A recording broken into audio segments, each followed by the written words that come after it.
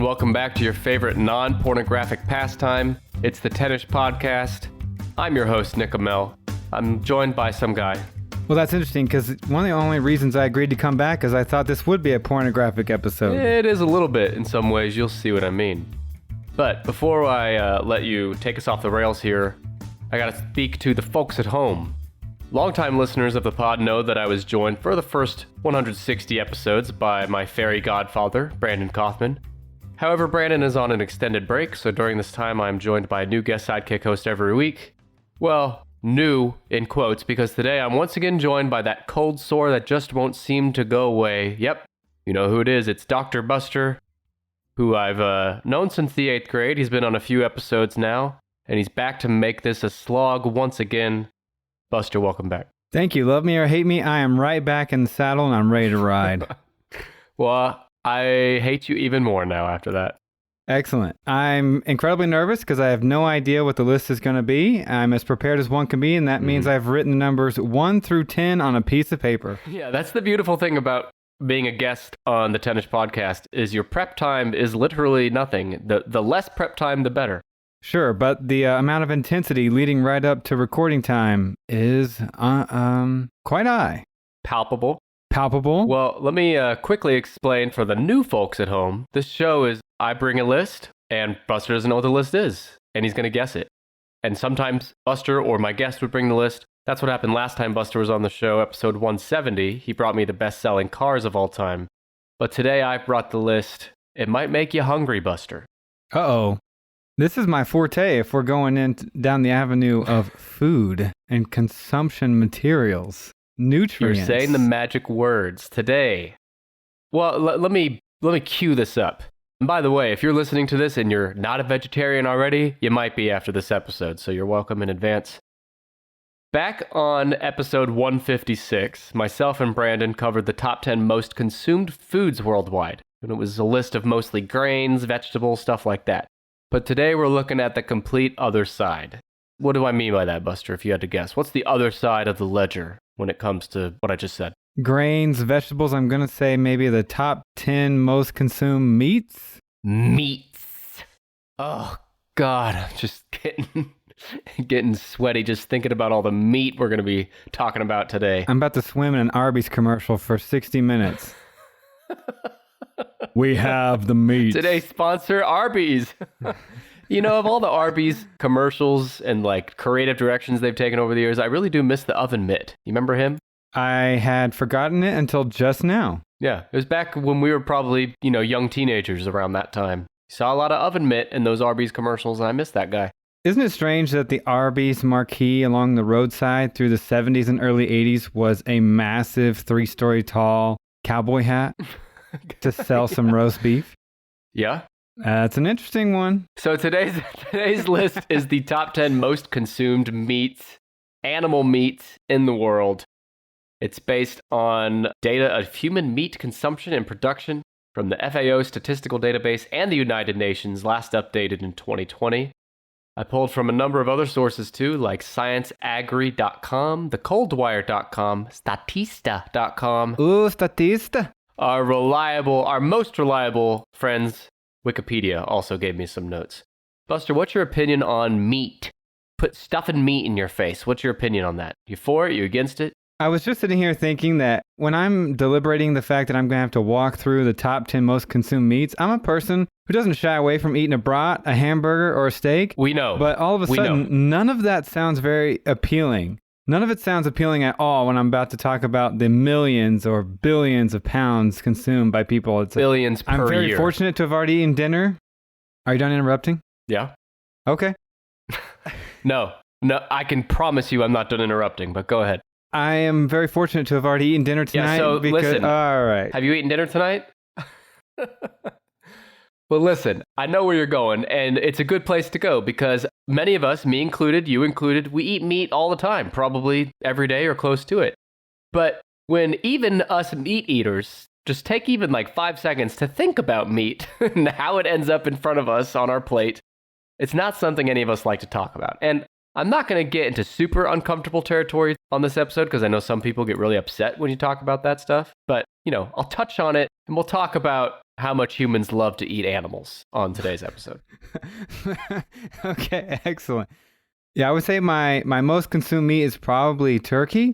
And I will say I feel a lot of guilt every time I see videos online of turkeys like cuddling their owners and huddling up with their fellow turkeys and being super cute. And it just fills me with a lot of guilt. But then I go eat some ground turkey tacos and apparently I have some form of retrograde amnesia because I forget that guilt pretty quickly. There's a disconnect, right? There is. I'll bet that the average person, at least the average American, if they're sitting there eating a turkey sandwich and watching TV and a commercial comes on for turkey, there's like living animal turkeys in the commercial, I'll bet it doesn't even cross that person's mind. I'm eating that right now. They're like, oh, yes. It's a weird phenomenon. It is. But then when we interact with turkey, it's totally different. Yeah.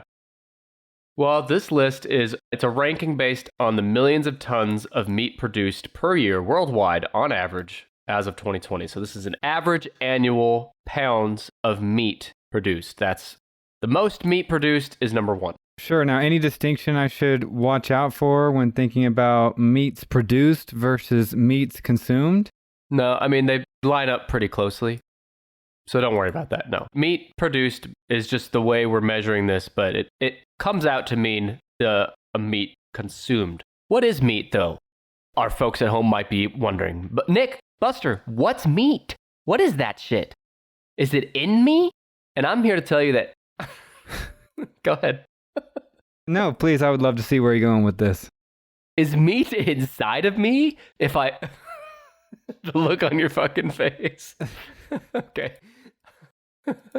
I'm here to tell you what meat is. Okay. Meat is animal flesh that is eaten as food. Good Lord. And Buster, you might not know this. I might be a vegetarian after this episode is done. Humans have hunted and killed animals for meat since prehistoric times. And in fact, scientific evidence indicates that human ancestors began incorporating meat and marrow into their diets more than 2.6 million years ago, which you and I both know, and the Lord and Savior above know that Earth is only like 4,000 or 5,000 years old, so this is obviously propaganda from the Church of Satan. But yep, so take everything from this time forward with a grain of salt. Exactly. On your steak. Humans hunted and killed animals for the purpose of eating them. Millions of years that's been going on. But as far as domesticating animals, which is where we start to level up our game, that began around the time of the last glacial period, or 10,000 BC, roughly, which allowed the systematic production of meat and the breeding of animals, oh baby, with a view of improving meat production. I just want to do a quick comprehension check. Nick, you do understand all the words you just read, right? No. Buster, do you understand that we're about to get guessing? Before you do, tell me some animals that you think are safe bets to not be in the top 10 most consumed animals. The things that are definitely not consumed a lot, I think I'm going to put Nick's penis right there on the list. Not making the top 10. I'm going to say squirrel. Some people eat squirrel, but I don't think it's on the top 10. Plenty of squirrels have eaten my penis, though. Wouldn't they be going after your nuts instead? I'm trying to think of things that might not crack the top 10, but might be close. Do you think the blob fish is in the top 10? No. If you don't know what the blob fish is, look it up. I'll put a link in the show notes for our listeners, but look up the blob fish real quick. Tell me. What is this thing? It's the blobfish. Is this a real animal? Yes. Yes, the blobfish is absolutely fucking real. And yes, it can haunt your nightmares. I now understand I've married the wrong being. This is who I should have said I do to. I realized the grave mistake. The thing about the blobfish is when it's put in front of you to eat it, you can actually look into its eyes and have a conversation with it, even when it's sitting there. Good Lord. Because it has a very human-like face. Oh. That's me when I realize I'm too late for fourth meal and Taco Bell has already closed their doors. Fourth meal. Our fucking millennial listeners might remember fourth meal. So yes or no, is the blobfish in the top 10? I would think not, no. Yes or no, you have a chubby looking at the blobfish? No, because I passed that within about 2 seconds looking at this thing. Oh, you've already moved on. Okay. I went past that. Your chubby has come and gone. Do you think a tarantula is in the top 10? No, but I'll wager a guess and ask, are there any insects on the top 10? No. Would you eat a tarantula, Boost? I don't know. Well, it's a yes or no question. I feel like there are a lot of things that if you ate it, they didn't tell you what it was, and then you didn't find out until afterward, you would think, oh, it's not that bad. A lot of it's really just thinking about what it was when it was alive before you eat it. Like I've had alligator before, and I would never think that it tasted like that. But it was pretty good. Yeah, me too, actually. Did you feel that way when you took a bite of human as well? Human meat? Yeah, I hear it's actually pretty sweet. Yeah, well, maybe we can get our friend Jeffrey on the line sometime. He can talk to us about that. I know. Damn, I knew this was the #1 comedy podcast on iTunes, and now I'm figuring out why. That's right. And with your help, listeners, we'll get there. Leave us a review and rate us 5 stars on Apple Podcasts. One last thing about the blobfish. Yeah. If you just Google blobfish, I love the comparison to different politicians, and some of them are not far off. Including a very prominent recent politician. We'll leave it at that. But I'll tell you, I'd take a bite out of blobfish before I took a bite out of Trump. For sure. I got nothing. Okay. Top 10 most consumed animals. Let's get to the real guessing. There would be a lot. No. I do have something. There would be a lot to eat on Donald Trump's rump, though, because. Nope. Should have left it alone. Should have left it alone. All right. The top 3 here in the top 10 are probably the top 3 anybody listening could guess. Okay. If you were to think about 3 meats you eat most often, at least in an American diet. And this is a worldwide list, keep in mind. But worldwide list. Okay. Yeah. So I would save those top 3 for later, if you can. I will. So give me some other very common, but not as common as the top 3 guess is. Tuna. Tuna. You know? Huh. Show me tuna. This hadn't even occurred to me, seriously, until you just said that, but there's actually no fish or sea creatures in the top 10 at all. No sea creatures at all in the top 10? No salmon. Maybe this list didn't consider them meat. Maybe they consider fish a different category. I don't know. It didn't say that, but that's the only way I can think of it not being in there. Which the distinction of pescatarian has always intrigued me. I'm not saying it's not a valid distinction, but it's a line that I like to ask people about when I encounter them. What do you say? Hey, asshole, why are you so fucking weird? Is that what you say? No, I asked their reasoning and asked what their distinction was between fish and other animals. So I would assume that, yeah, fish was left off this because they're not technically meat. I'm sure there's some biologists or smart scientists that's screaming right now at their steering wheel like, you guys are idiots. This is why they're not. No, they're not listening to us. That's true. What do those people say, by the way, when you ask them? Why? I don't have a single one of their replies fresh in my mind. Cool. This is great content. Thank you for coming on again, Buster. I want to do a quick visual for you. Imagine the blobfish, but with big blobby tits on it. Anyway. Well, I already assumed that. I mean, you don't have to imagine that. Oh, baby. You take one look at that face and you can just imagine what the rest of its body looks like. Mm-hmm. It's pretty hot. Well, you don't even have to imagine. You can see it. It's got blobs upon blobs on it.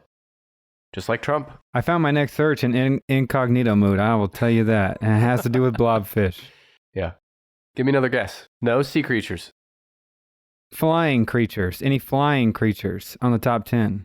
I'm looking. I'm counting. So there's 1. No bats? 2 flying creatures in the top 10. No bats. Chicken of the cave. The bat. Those? Okay, so the 2 flying are pretty high up on the list.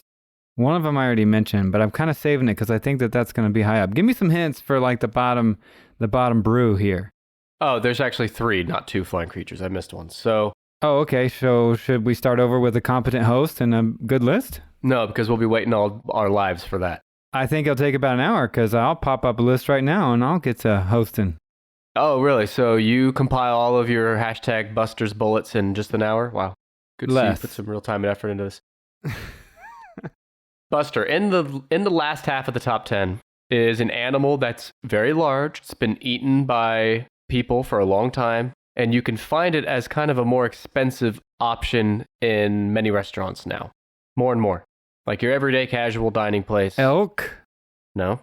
Bison. Bison. Buffalo.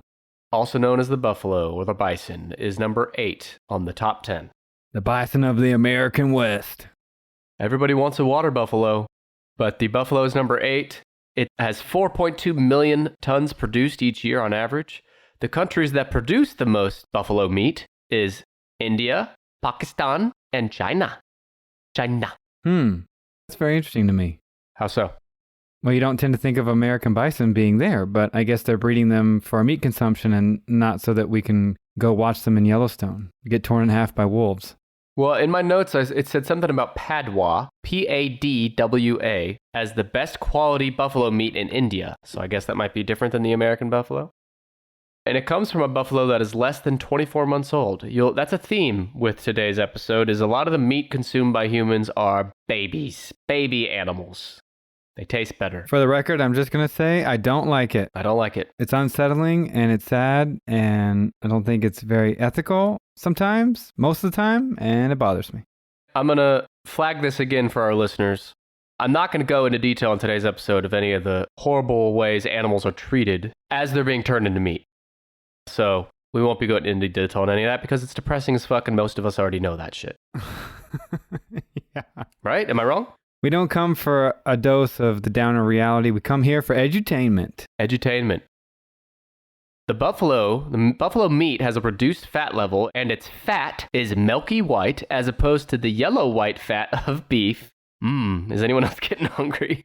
Which is one of the reasons for its increased consumption. Okay, I think we've already entered into disgusting territory. You promised not to take us down.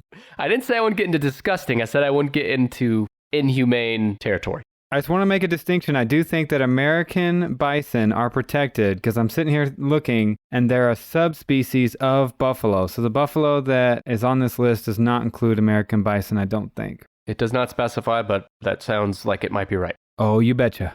Bison was a significant resource for indigenous peoples of North America for food and raw materials until near extinction in the late 19th century. In fact, for the indigenous peoples of the plains, it was their principal food source.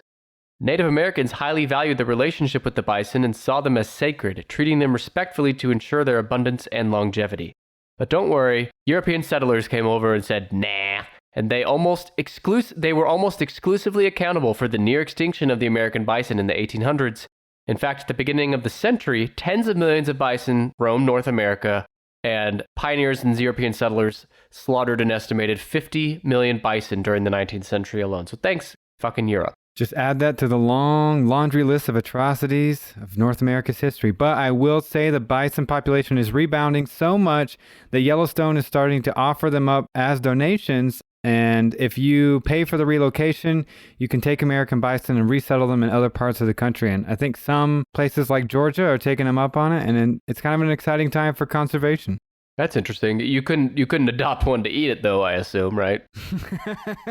I mean, I guarantee people do illegally, but no, I think they're really trying to get them to preservations and natural roaming lands as well because they've reached herd capacity in Yellowstone and it's time to start limiting that population. And at first they thought, well, should we just shoot them? Ethically, should we try to just kill them? And they thought, no, let's spread them out. Yeah. So I think it's very neat.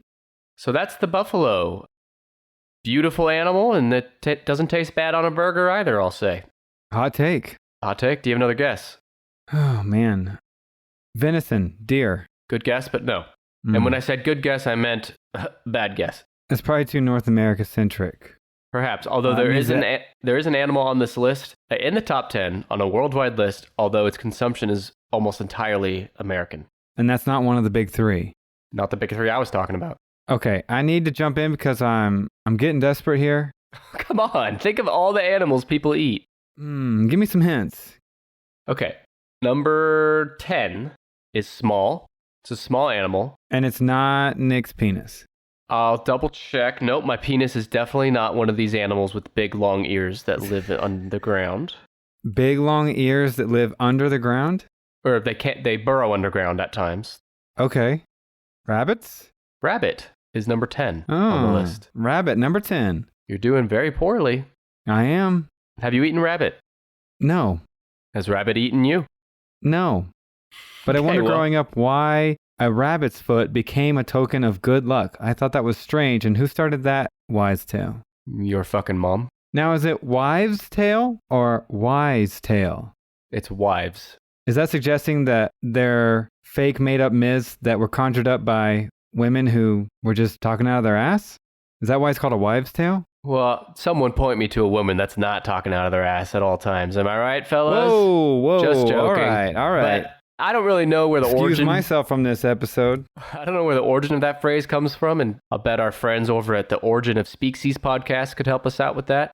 But my guess would be that it comes from just tradition of passing down information that you believe to be true, even if it's not. And then over time, it just becomes an old wives' tale. I don't know. Why are we talking about this? So in the time that you blabbered on and bored us all to death, I looked it up, and they said that wives' tales were often meant to discourage certain behaviors in children. So that's why they termed it that way. Things that you would just make up and say to appease young children to get them to fall in line and behave. Yeah, but I think some of that stuff caught on and led to confusion to people thinking it was an actual true thing, like over several generations. Absolutely. Anyway, the rabbit, speaking of old wives' tales, maybe, not really, the rabbit is number 10, 883,000 tons produced each year. Countries that produce the most are China, Egypt, and this surprised me, North Korea. And it only surprises me because how do we even know that about North Korea? They don't give any information about their country to anyone, but what it says. Rabbit meat is high in protein and unsaturated fatty acids, making it ideal for maintaining healthy body tissues. But in the wild, rabbit hunting is accomplished with the aid of trained falcons, ferrets, or dogs, as well as with snares or other traps and rifles. A caught rabbit may be dispatched with a sharp blow to the back of its head, a practice from... The only reason I included this note is because of the next part. A practice from which the term rabbit punch is derived. And it's like... I'm going to rabbit punch you? What does that mean? I don't know, but the very fact that like... Oh, that's where rabbit punch comes from. It comes from actually punching a fucking rabbit in the back of its head. Like, what is this fucking note? But don't you do that to so many different animals right at the top of the spinal column? Why does it have to be a rabbit? Well, maybe that's called the rabbit punch, even when you do it to other animals. I don't know. I'm not a hunter, Buster. It's dangerous to do it to any animal, including a human. Yeah. Well, not any animal, I guess. You know, if you punch a fish in the back of the head, you'd be poking its tail. So. It probably wouldn't like that either, though. No. But it would forget it again in 2 seconds. But it's not going to go unconscious, seizure, die, and be roasting over a Spitfire 5 minutes later with both of its feet hanging around your neck because you think they're lucky. Well, speaking of who might have made the connection to rabbits being lucky, our friends, the European explorers and settlers, those same people that killed all the buffalo. The best people. Yeah. Super friendly. Listeners of the show. They took rabbits with them to new ports around the world and brought new varieties back to Europe and England with them. But with the second voyage of Christopher Columbus in 1494, rabbits, along with goats and other livestock, were frequently released on islands to produce a food supply for later ships. And even though that makes logical sense, I had never really taken the time to think about that. What a smart-ass idea. You come, you bring some bunnies with you to the Americas, you just let them loose, knowing that they're going to fuck each other's brains out, and then the next time you come, months or years later, there's a whole bunch of new bunnies to eat. I was going to say, we know how rabbits get along, and they will definitely be providing you some consistent food source in the future. And entertainment. That's the first porn, I think. Also, can we not glaze over the fact that people hunt rabbits with ferrets, and ferrets are typically smaller than rabbits? That is a shock to me. Ferrets are fierce, though. You were a ferret owner for a while. I love ferrets. They're super cute. Hashtag ignore the smell. That's where I was going next. They smell like shit, but I guess they blend right in at your house. That's right. And they'll give you a couple rabbit's feet, so they're lucky to have around. So that's rabbits. I'm going to step away from rabbits and go back to the history of meat consumption on Earth. You're going to hop back on over to number 9. Give me a hint. No, I'm not going to do that, you jackass. I'm going to read some just fun facts about meat consumption. Hashtag fun meat facts. This is going to be awesome. I can't wait. Write this down on your notepad there so you don't forget. Write this down. Nope. Make a little note. Nope. Even though it is a very old industry, meat production continues to be shaped strongly by the evolving demands of customers. Even more animals not previously exploited for their meat are now being farmed, such as zebra, water buffalo, camels, crocodiles, emus, ostriches are all being explored for their plentiful meat. But for most of human history, meat was a largely unquestioned part of the human diet. It was only in the 20th century that it became a topic of discourse and contention in society, politics, and wider culture. So I guess that's implying or saying that animal rights activists and vegetarians were not around at a large scale until the 1900s. Sure, right. And I think part of it is just when people start to consider what it's like for a livestock animal to go through their life, to go through factory farming, and to admit that that is not as great of a lifestyle as a deer that's out there living its life until one dark, stormy morning, they get a pain, they fall over, and they're dead. No matter how much meat you consume, you have to admit those are two very different lives. Mm-hmm. And once we start considering the amount of animals that it takes to feed everybody and that we have to do that and it degrades the quality of life for animals, I think that starts pushing some individuals towards that. I'm not comfortable with this anymore. And I think maybe that was kind of one of the many spurs that started to bring a lot of attention to vegetarianism, veganism, pescatarianism, and so on. Yeah. And how about those San Antonio Spurs, too? September 1978. Serial killer Rodney Alcala appears on The Dating Game. February 1994, 34 hospital workers are exposed to an unexplained toxic lady. March 2022, Experian emails a Los Angeles podcaster about a mysterious credit score change, completely unjustified. Wait, did we cover that? I mean, we could have. I said it was mysterious. Okay. Here's one more date. July 2018. A trailer drops for a new podcast called Ghost Town. Over 300 episodes later, we've covered everything from the Los Feliz murder house to the Noid. Ever hear of the Denver Spider-Man or the underground satanic magazine Tuesday's Child? Didn't think so. I'm Rebecca Lieb. I'm Jason Horton. And this is Ghost Town. Available every Wednesday and Friday. Pause the podcast you're listening to right now and subscribe to Ghost Town. Wherever you get your podcasts. I mean, I could say creepy if it helps. It doesn't.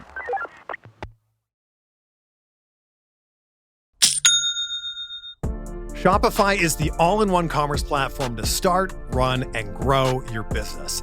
And I love it because Shopify gives entrepreneurs the resources that were once reserved for big businesses. So upstarts, startups, and established businesses alike can sell everywhere, synchronize online and in-person sales, and effortlessly stay informed. I don't talk about it a ton, but I have a fishing company. 5 years ago this month, my best friend Aaron and I started a bass fishing weight company called Woo Tungsten, because woo is the sound you make when you catch a giant bass. So we sell tungsten weights for bass fishing, and Shopify has made it so incredibly easy. They have all the tools and the resources that we need. No matter how big or small your business is, they just make it so effortless. And like mine, Shopify powers over 1.7 million businesses from first sale to full scale. And you can reach customers online and across social networks with their ever-growing suite of channel integrations and apps, including Facebook, Instagram, TikTok, Pinterest, and more. And you can gain insights as you grow with detailed reporting of conversion rates, profit margins, and beyond, which is something we use a ton. More than just a store, Shopify grows with you. Go to shopify.com/BlueWire, all lowercase, for a free 14-day trial and get access to Shopify's entire suite of features. Grow your business today with Shopify. Go to shopify.com/BlueWire right now. You'll see exactly what I'm talking about. Shopify.com/BlueWire.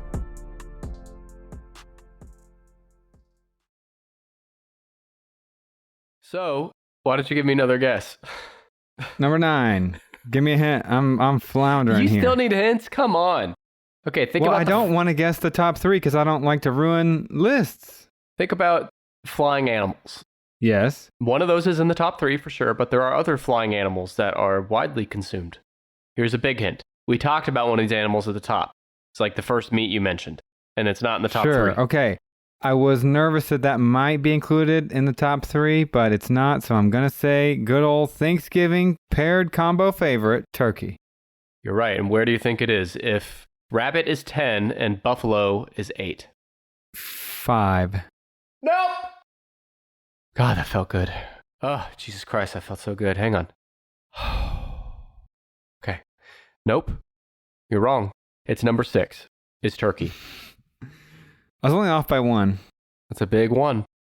There are 5.9 million tons of turkey meat produced every year on average. The countries that produce the most is the USA by far. I'll get to that in a second. But Brazil and Germany would be the next 2 big countries that produce.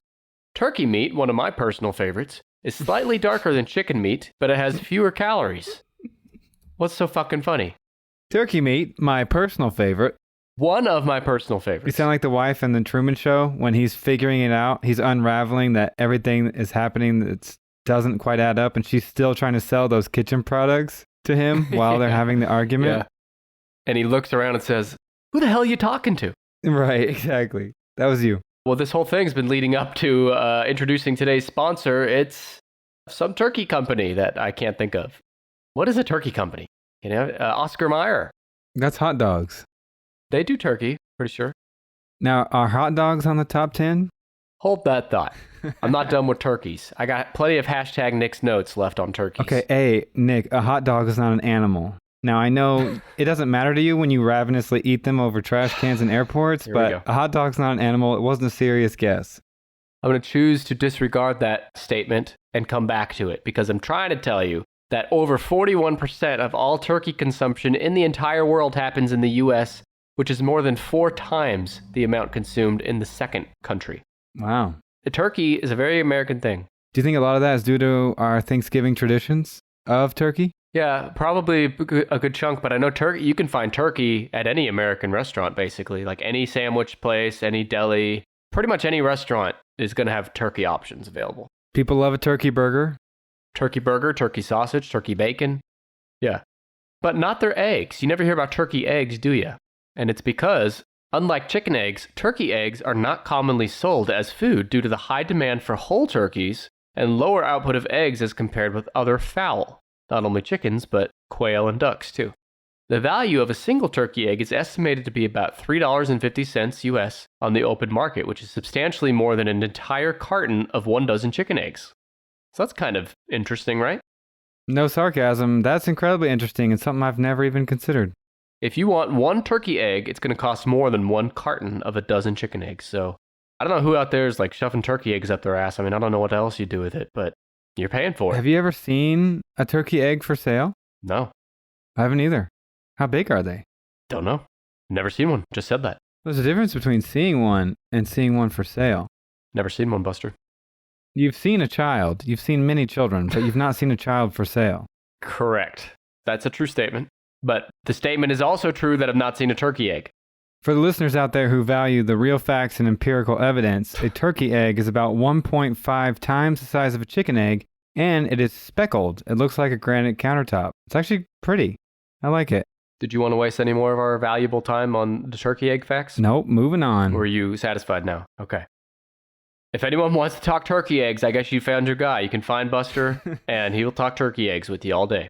I think I'm going back to school, and my second PhD is going to be in turkey eggs. Oh, there it is. You just had to rub it in that you have a PhD. Big shot Buster over here. Dr. Buster. If you didn't hear, he's a doctor, everyone. Did you know? Fucking pathetic. Yeah, my first degree is in carrying this podcast for you, so. Okay. Yeah. Right. It was around the mid-1800s when eating turkey as an American Thanksgiving tradition began, with some people crediting Charles Dickens' A Christmas Carol from 1843 with bolstering the idea of turkey as a holiday meal. And Buster, I like turkey meat, like on sandwiches and stuff, but I don't give a fuck about whole turkey on Thanksgiving. My family doesn't do that.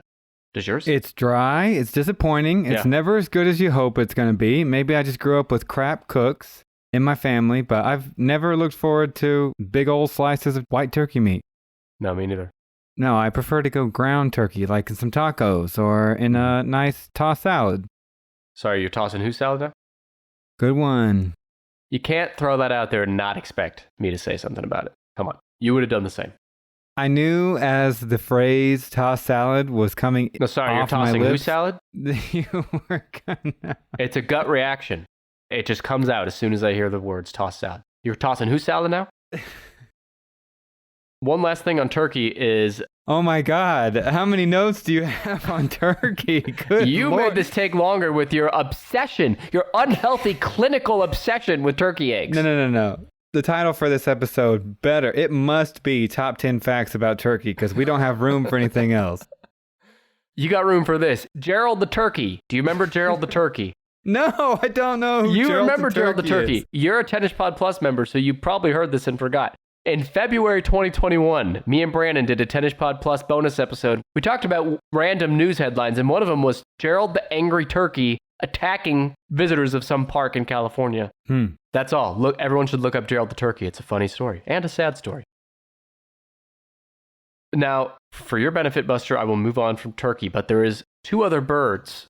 Well, there's actually 3 other birds, but 2 other birds not in the top 3 that you should try to guess. I mentioned one of them a few minutes ago in passing. In that big list of animals you mentioned, yeah, I'm trying to consider what was in there. Not ostrich. No, but they got some big eggs too. Do you want to talk about that for the next 10 minutes?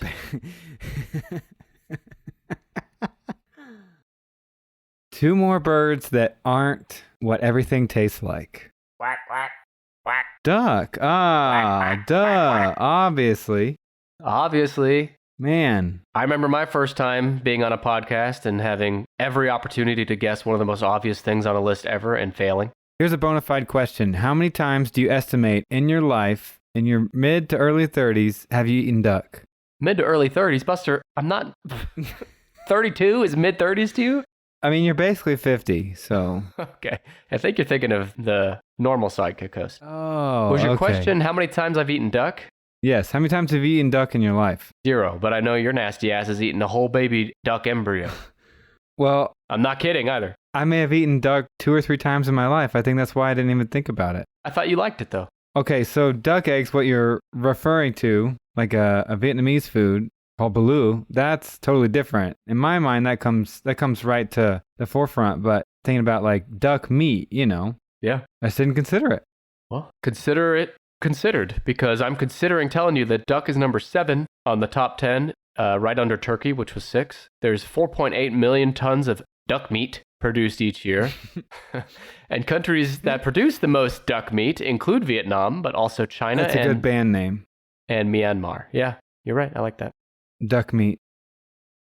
Copper, iron, phosphorus, potassium, selenium, and zinc are among the mineral components found in every 100 grams of duck meat and skin. And if you haven't got enough duck meat, you can always eat some skin too. Duck meat also contains vitamins B1, B2, B3, B5, B6, vitamin C, vitamin K, and other minerals. So it's a pretty, I guess, healthy meat. Yeah. And I'm going to go ahead and drop a hot take here. Okay. Get ready. Get your hot take sunglasses on. The hot take is ducks are the cutest beast of any animal we'll talk about today. I put them above bunnies and rabbits. Yeah, this sounds like I'm contradicting myself because I eat almost all the other animals on this list, I'm sure. But I think one of the reasons why I don't gravitate towards eating duck, same way with squirrels, I just think they're too damn cute. I can't bring myself to do it. But I bet you eat pigs, and they're pretty damn cute too. But let's not talk about pigs just yet. Let me tell you what we've got so far. 10 rabbit, 8 buffalo or bison, 7 duck, and 6 turkey. Let's knock this other bird that's not in the top 3 off. Give me a hint. One that's not too obvious. I was about to make its noise. Okay. It's kind of a mean bird. They're very common in America anyway. I don't know what they're like in other countries, but if you're walking around a pond in America, you'll probably see one of these birds, and they're... Really? they're not Geese are on the shy. top 10? They're in the top 10. Not very common in America, but in other countries, they're very popular. Number 9. Oh, wow. That is fascinating. A goose. What sound does a goose make, Buster? No, I didn't say tell me your sex Good noises. one. I said what Good noise one. does the goose make? I'm not repeating it. The goose is number 9. Mine was better. And it's 2.7 million tons of goose meat are produced each year, mostly in China, Egypt, and Myanmar. China is the world's largest consumer of goose meat, accounting for 76% of the global consumption. Do you hear that? 76% of all goose meat is consumed in China. Yeah. Goose meat is gross, but it is high in protein and low in fat. So that's one reason it's so popular. Now, And do goose- you only think it's gross because you've been culturally conditioned to think that? Like, Yeah. if you grew up eating goose, you probably would think it's normal, just like we eat turkey or chicken. Yeah, no, you're right. You are right. Hmm. So that's goose. They're not shy about running up to your ass and begging for food when you're coming out of a restaurant or something. Now, wait, are you sure we're done with goose? Because I would expect at the rate we covered turkeys, you got at least 42 more facts. Oh, I forgot. We got to talk about the goose eggs. Buster, how round are the eggs? How big are they? How much do they weigh? What do they look like on the inside? What do they look like on the outside? Are they pretty? Are they beautiful? Are they speckled? Do they look like kitchen counters? What else can you tell us about goose eggs? I will say that goose eggs are about twice the size of a chicken egg. They're large, ovular, and I have a funny anecdotal story. So I grew up on a bit of a hobby farm in Oklahoma. And my dad, we had geese. We had multiple geese. And my dad, one time out of curiosity, grabbed one of the goose eggs, brought it in, and thought he'd boil it just like a chicken egg, to hard boil it. And I'll always remember sitting there on the couch watching TV, and I hear an explosion and a splash from the kitchen. Really? And as he was boiling the goose egg, the whole thing just exploded. So I guess you cannot hard boil a goose egg. And Lesson you lived learned. to tell about it. I did. So we never tried again, huh? Nope. That was a one and done experience in our household. Yeah.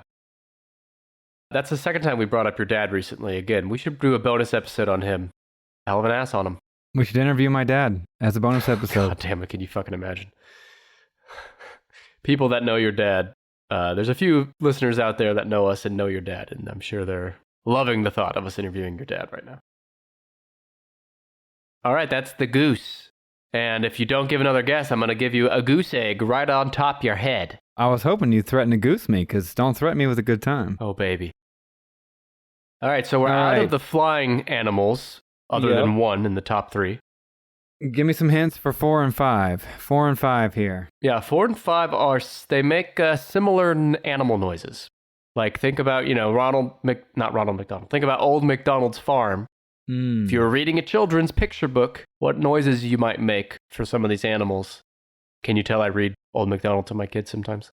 I thought that's what you read for yourself. The new Stephen King Old MacDonald book's really great.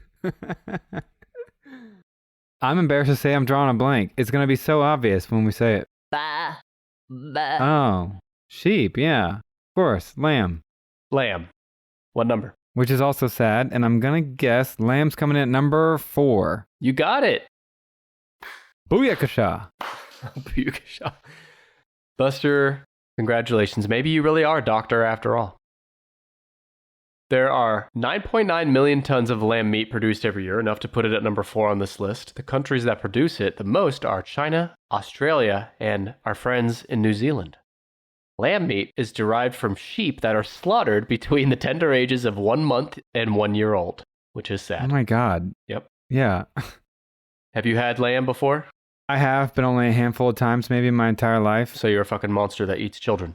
It's funny, whether we kill them and consume them when they're a baby or they're an adult, it's the same amount of suffering, right? It's just something about it when they're still a child or when they're still a little baby lamb. They don't get the chance to live their full life perspective. But there's probably some listeners who are like, hey, guys, what's the big deal? Whether they're 1 month old or 20 years old, in the end, they get whacked on the back of the head and get put on a burger. They get the old rabbit punch right in the back of the... They get rabbit slapped. But it's true what you say, but it's true for people too. I have a much easier time listening to, reading a news headline about an adult being killed versus a child. It's just the way it is. And in fact... I suppose that's true, because we like to console ourselves and think that even if that animal wasn't able to roam in the wild, perhaps they had a good, long life in which they got to run around in their own field, metaphorically and physically, and enjoy their time before that dark, cold afternoon came when they were hurried into the barn. Yeah, and I don't know about you, but for me, and I've talked to others like this, if I'm watching, I watch a lot of horror movies, as you know, see a lot of people die. I've seen a lot of people die on camera. And I can deal with it no problem. But if an animal is being killed, especially like a dog or a cat, I have to look away. Yeah. Which is funny, right? Sure, right. Sure. Anyway, sheep meat is also known as mutton, like what Jerry Seinfeld stuffs in his coat pockets in that one Seinfeld episode. Can't get enough of this mutton. Although in South Asian and Caribbean cuisine, mutton is often used to refer to goat meat instead, and you should hang on to that, store that in your back pocket. The European Union is the world's largest lamb consumer and importer, with Australia and New Zealand accounting for 99% of all lamb imported. Did you hear that? 99% of all lamb imported to the European Union comes from Australia and New Zealand. Wow. They're lamb crazy out there. I mean, I do associate that part of the world with a lot of sheep, but I guess to hear the facts like that laid out, it's impressive. And you know why? Because everyone out there listening is a sheep. Am I right? Speaking of, the leg of lamb roast is considered Australia's national dish. So isn't that special? The leg of lamb roast. Did I stutter?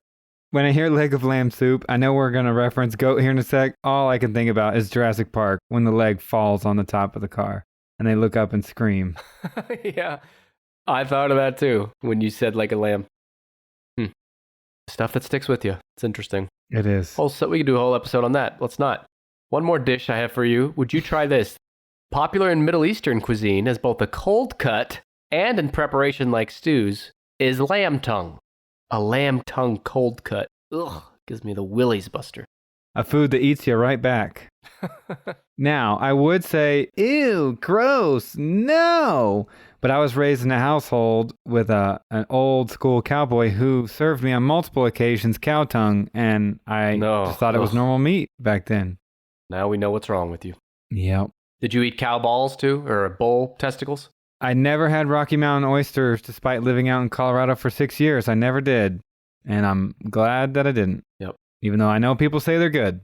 Yep. I'd rather you hang bull testicles from your truck than eat them. But don't do either of them. I cannot imagine. All right. You just have one left outside the top three because we're saving the top three for last. So what is it? Number 5. Yeah, you gonna goat me into guessing it? I would never goat you into guessing goat. The number 5 most consumed meat in the world, with 6.2 million tons produced each year, mostly in China, India, and Pakistan. It is the leanest red meat available. And when they say available, I take it they mean available to murder and feed you. On a scale of 1 to 10, how discomforted are you when you make eye contact with a goat in person? 8. Oh, yeah. It's pretty high. I love them. I love them when they're young. Little baby goats, nothing cuter. Prancing around and bah! But then at some point they look like a dog and a sheep mated, and then that creation smoked meth for about 6 years, and that's a goat.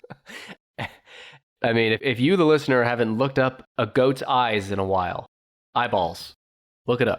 I'll look it up now to remind myself. Okay, yeah, I'm Google imaging goat eyes. It's like a cat eye, but turned sideways. Oh, yeah. Neat. Neat, but no, I don't like it.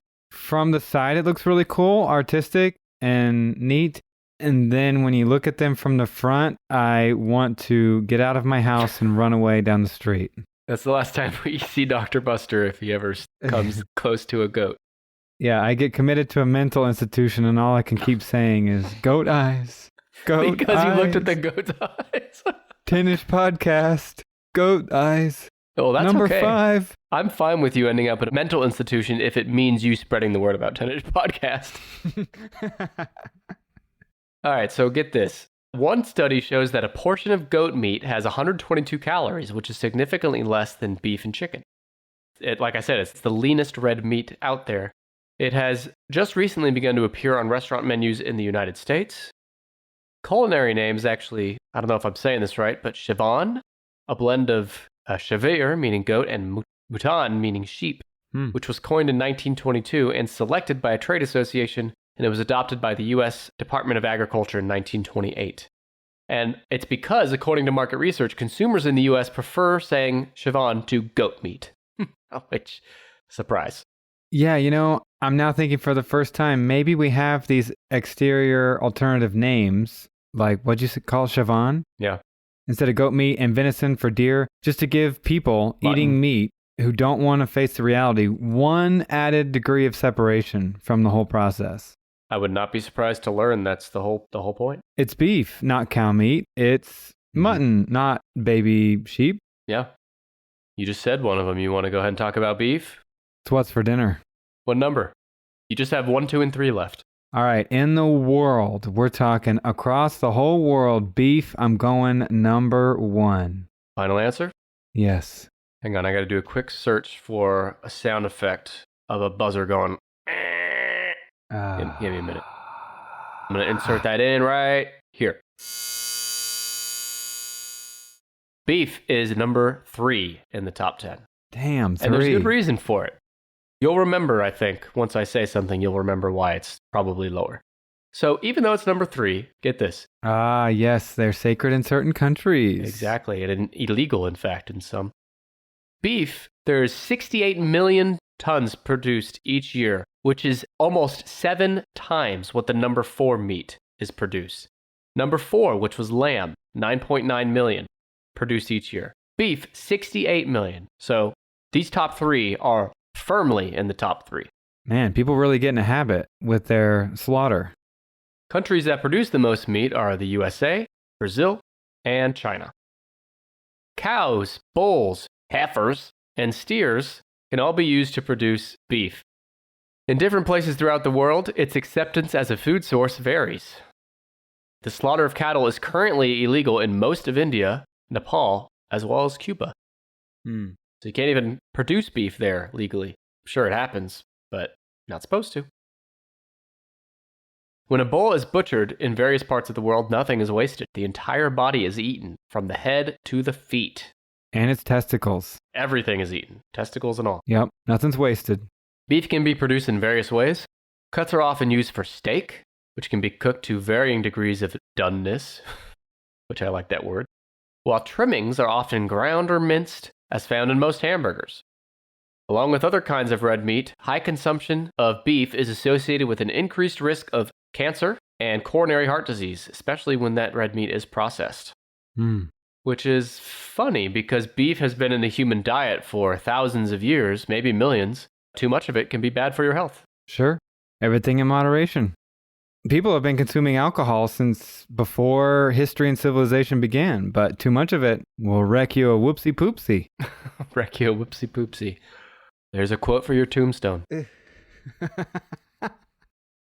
Beef also has a high environmental impact, being a primary driver of deforestation with the highest greenhouse gas emissions of any agricultural product. Brandon, could you put that... Sorry, not Brandon. Buster, could you put that in layman's terms for us? What do they mean by highest greenhouse gas emissions? Are you there? Yes. You gonna say it? No. Are you cueing me to say something? Yes. Oh, no. What do they mean when they say beef has high greenhouse gas emissions? A lot of poots. A lot of poots. Thank you. That's what I was looking for. Yeah. A lot of cow poots going on. A lot of rooting and tooting and pooting and scooting. There's so many cows. I thought you were legit referring to some statistical phenomenon I was supposed to know the name of. No, I wanted you to just say in regular human speak what they mean by high greenhouse gas emissions for beef, and what they mean is just a whole lot of pooting going around. Why, hell, bub, they out there tooting and snorting and... Imagine, humans love their beef so much that there's so many cows around the whole world that it is destroying our own planet because of the poots. Oh, yes. Something else. Added to that checklist of horrible atrocities we had talked about earlier. Well, speaking of poots, there's another animal in the top 10, top 2 in fact, that I think poots quite a bit as well. What animal is that? Yeah. And you can imagine a full body jiggle every time it puts out a forced poop. A full body jiggle. Can you just imagine a pig from the side view staring, maybe chewing on something, staring at the fence, and it goes to squeeze out a poot and it does a full like body jiggle and just keeps going. It's not squeezing it out, Buster. It just falls out of a pig. Pig doesn't even know it's happening. Yeah, you just hear a... Yeah. Like all day, every day. And we're putting that animal in our bodies at alarming rates. But I need you to guess, is it the number 1 or number 2 animal we eat most? Man, I'm gonna say number 2. The pig, Porky Pig himself, is giving us his body the same way Christ gave his body unto us before he was crucified. The same way Porky Pig is doing that for us. He's number 2. Pork is the number 2 meat with 110 million tons produced each year. 110 million tons for pork compared to 68 million tons for beef, which was number 3. So almost double for pork. They couldn't even give the meat a flattering pseudonym. Oh, what's that? Pork. Pork. I'm eating pork. Pork is a very versatile meat. Yeah, I was just about to say. Then they refine it. They say, oh, it's bacon. It's sausage. Brats. Yep. Other stuff too. But the countries that produce the most pork is China by far, followed by the United States and then Germany. Now, pork is a good choice for food service since it is a cost-effective meat to produce. It's high in protein, and like we were just saying, it is very adaptable. Now, evidence of pig husbandry, which doesn't mean marrying pigs, although I'm sure that happened too. It actually means domesticating, raising pigs for slaughter. I think I had that definition right. That dates back to 5000 BC at least. But some religions and cultures prohibit pork consumption, notably Islam and Judaism. Okay. So even, there's millions of Jews in the world and Islamic people. Despite, a good chunk of the human population not being allowed to eat pork, pork is still way up here at number 2. Well, right. But if you can't consume beef in India, I think India has roughly 1/8, 1/9 of the world's population. That's also a significant number. So now I'm seeing how number 1 truly came to be number 1. Mm-hmm. It's not on anybody's no-no list.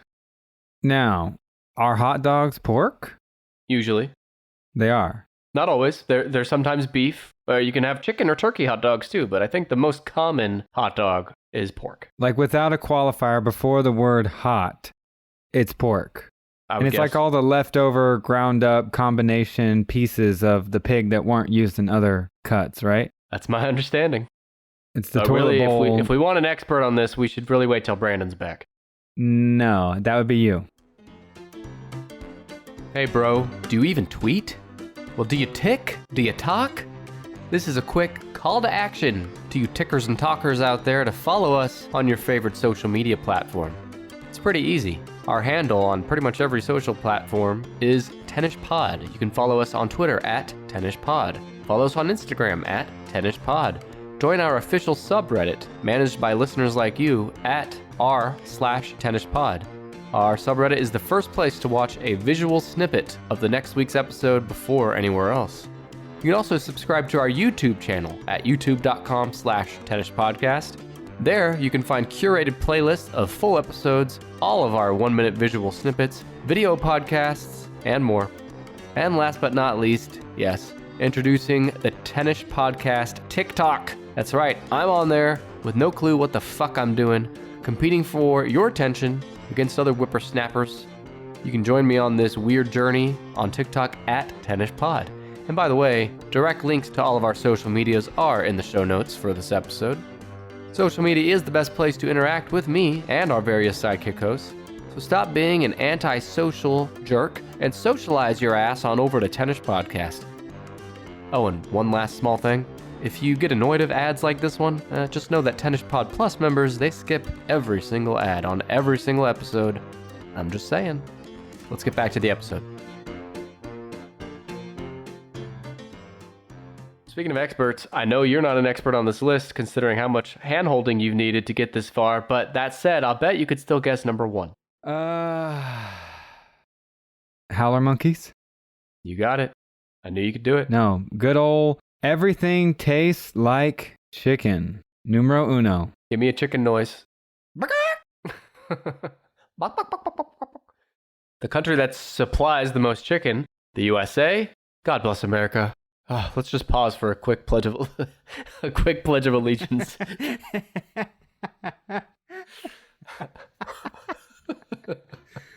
They're number 1 at producing the number 1 eating meat. I mean, can you say top dog or what? God bless them. So here's the question. Can we not make July 4th every day of the year? I mean, I'd be totally in favor of America in it up every day of the year. I'll write my local representative. Great, thank you. Now, chicken flesh, as they put it, which makes it a little less appetizing. Chicken flesh is a very nutritious food element that is easy to access, i.e. kill. It's inexpensive, it tastes nice, and has a soft texture, much like your fucking ass. Estimated 8 billion chickens consumed in America each year. You talk to all of your guest hosts like this? Absolutely not. Did you hear what I said there? Nope. Estimated 8 billion chickens in the U.S. alone consumed. I haven't been listening to you for about the past 40 minutes. Should we start over or? No, we should not start over. Okay. If we start over, I might go find a bridge to jump off of, so we will not start over. Wait. There aren't any alternative words for chicken meat, is there? No. It's just chicken. That's interesting, huh? Yeah, it's just chicken. And what's funny about that is, I'm sure this is not unique to my household, but when my kids were kids, well, they're still kids, but you know what I mean, when they were younger, they did not connect that the chicken animal was the same chicken nuggets that they were eating. You know what I mean? Like, despite it being the same word, that there's a disconnect there. That's fair, though. I just feel like there were so many things when I was growing up I did not connect that are so obvious in hindsight, but I think that's right out of the mouth of babes. It's their cute innocence. Yep. Speaking of babes, we ate his ass too, back at number 2 for pork. Now, according to a recent survey from 2021, chicken has a carbon footprint that is almost half that of pork, a quarter that of beef, and nearly a seventh that of lamb per kilogram ingested. So chicken is a very carbon-friendly food source, or meat source. It is. Still a lot of animal suffering in factory farming, but when you're talking about emissions alone, sounds more ethical. And again, when we talk about emissions, we're talking about poods. Talking about rootin' and tootin'. Now, again, much like Dr. Buster's ample ass, chicken can be prepared in a vast range of ways, including baking, grilling, barbecuing, frying, and boiling. I thought you were going to talk about breasts and thighs and legs. No, I'm saying that just like we can do this to your ass, we can grill your ass, boil your ass, fry your ass, you can do that to chickens too. Well, can't you do that to pig? Can't you barbecue pork? Can't you grill it and bake it? But we're not talking about those right now. We're talking about chicken. I'm just saying. Not going backwards. That note applies to many of the animals on this list. I think that's a bad note. Well, it's a hashtag Nick's note. Can't be that bad. But I'm going to make you and everyone else out there think twice about eating your next chicken from what I'm about to say. Okay. I eat chicken a lot, so this is not good news for me either. In a random surveys of chicken products across the U.S. in 2012, so this is 10 years ago, but I'll bet it's no better now, the Physicians Committee for Responsible Medicine found that 48% of chicken samples contain fecal matter. This is chicken meat samples contain fecal matter.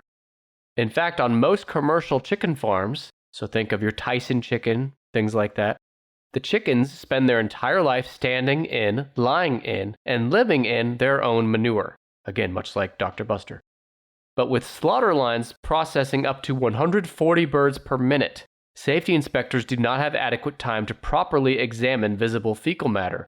And in fact, the USDA is allowing some to process at unlimited line speeds, in other words, in excess of the more standard 140 birds per minute, further exacerbating the fecal contamination issue. So if I'm going to summarize all that, about 48% of any chicken meat you eat could have feces in it, and it's because these chicken farms are slaughtering chickens at such a fast rate they don't have the time or the means to watch for visible feces in chicken meat.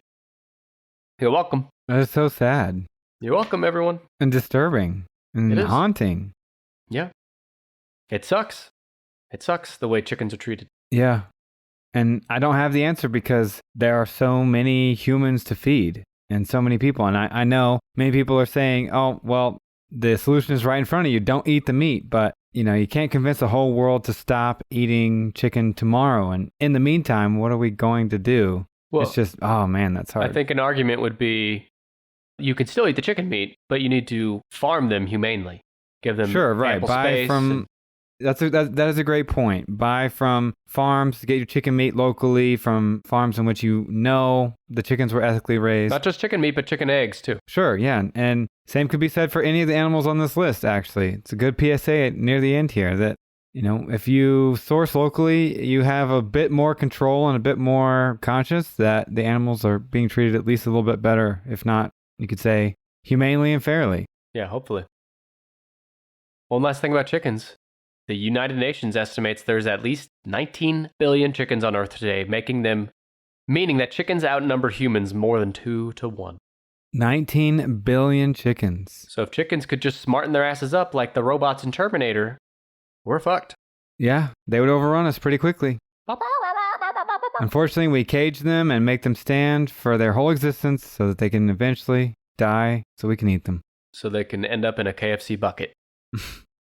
A bucket of chicken. Well, on that uplifting note, Buster. Yeah, thanks for really inspiring us and instilling optimism about tomorrow's generation with your chicken facts. You're absolutely welcome. I'm going to go back through those top 10 that you didn't hardly guess any of them. I very much gave you most of them. But anyway, the top 10. It was a difficult list. I struggled.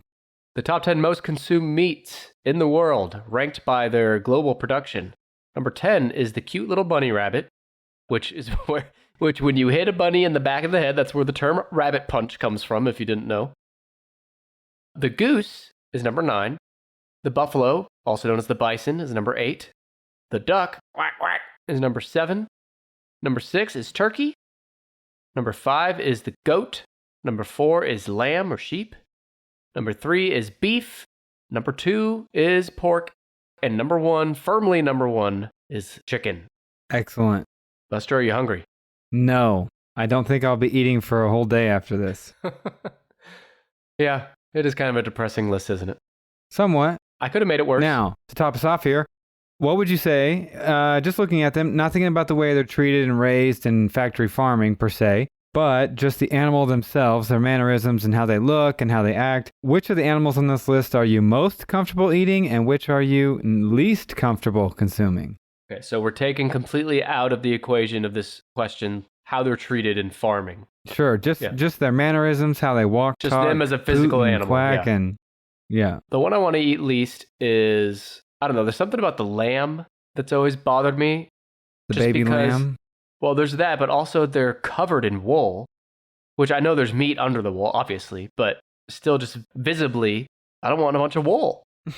And number 1, I'd probably, and the duck too, I'd say, just because they're so goddamn cute. I don't want to eat it.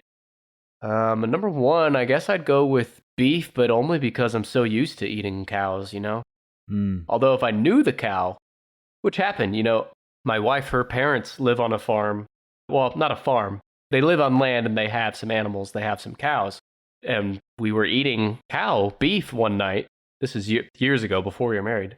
And Ashley found out it was one of the cows she knew and got very upset about it. So there's this disconnect humans have. We've been kind of talking about it off and on this whole episode where if you don't know anything about the animal, you don't ask questions, and it's just put in front of you, you can eat it no problem. But if you have even seen that animal walking around for a second beforehand, you have a much harder time eating it. Yeah. So it's something I think people could stand to think about just a little bit more than they do right now, and maybe they'd eat less meat. I'm not pushing any sort of dietary restrictions up on anyone. I eat meat. I eat meat probably every single day, but it's a consideration I like to remind myself of to stare at the animal and connect. And you know, I live here in central Wisconsin, and I'm trying more and more to rely more on venison, use actually hunted deer meat in the area so I can get away from factory farming because it's been bugging my conscience for, a decade now. you're one of those hippies, ain't you? I don't have any good solutions, but it's an interesting consideration, and I think it's something that our generation and the generation coming up next is going to talk a lot about. Yeah, well, like I said near the top of the episode, this wasn't even a thing. Like this question of, do we need all this meat? How is this meat produced? All those questions, that wasn't a thing, really, until the 20th century. So, to your point, it will increase in conversation as generations go on, especially as we look at, there's all kinds of research being done now for creating new food sources, like manufacturing meat that's not from an animal. Stuff yeah, I'm like a that. huge fan of Sam Harris, and recently he was detailing how close they're getting to wide-scale production of lab meat. So they replicated Lab meat, the protein cells. They replicated actual, like one piece of beef from a cow that used to be alive, and they can take that one steak and replicate it into millions of steaks. And so you are reducing the amount of suffering and harm, but it's not like it's vegetables. It's not a complete replacement. It is still meat. It's just lab meat. And I think there's an uncanny valley people are going to have to cross. Many of us have an initial knee-jerk, maybe discussing revulsion to that. Oh my God, I would never eat lab meat, but I think it's going to get more and more common, substitutes like that. Meanwhile, the same people that say they would never eat lamb meat are eating like fucking Spam out of a can and Vienna sausages and shit. But Vienna sausages. Yeah, where's that in the top 10, am I right? Well, we can't end this episode without doing Dr. Buster's favorite thing of the week, and that is where I read podcast reviews. Okay, speaking of meat, here we go. I got some good ones for you. We got some meat on the bone. If you're new to the show, every week I read reviews from listeners just like you, and this first one comes from Manish B on Apple Podcasts. I think I knew a Manish B in high school. Good one. They say, Immediately funny and loved the jabs between host Nick and Brandon. Brandon's not here, but hopefully they love the many jabs I've gotten in on you. The many rabbit punches I've gotten in on you this episode. Brandon, we miss you. Manish B says, continues, I jumped in with the Apex Predators list and had some great laughs and learned stuff along the way. Definitely a subscriber after that. And that's one of my favorite episodes, where me and Brandon covered the top 10 Apex Predators. I do remember that episode. It's a pretty good one. Kind of timely since we're talking animals today. Although I don't think we eat any predators, do we? Not many. Yeah. No. I've heard somewhere, I think that was maybe in Sapiens, that there's a part of it that bothers us. Like a psychological I forget what it was. There's like an evolutionary component to why we don't eat predators. And they don't like to eat us either.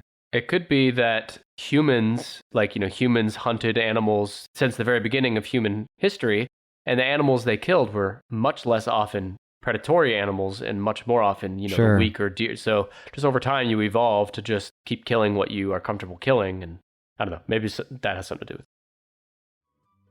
But anyway, we're not talking about that. We're talking about podcast reviews. And Manish B, I'd like to thank you for yours.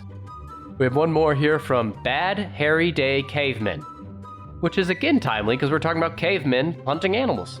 So that's cute. All right, Buster, I need you to get ready for this Shakespearean-like review. Ready? I am fully prepared. I'm going to read it verbatim as it's listed. Okay. Do you like List? I like List. I'm a sucker for List. End of review. How many stars?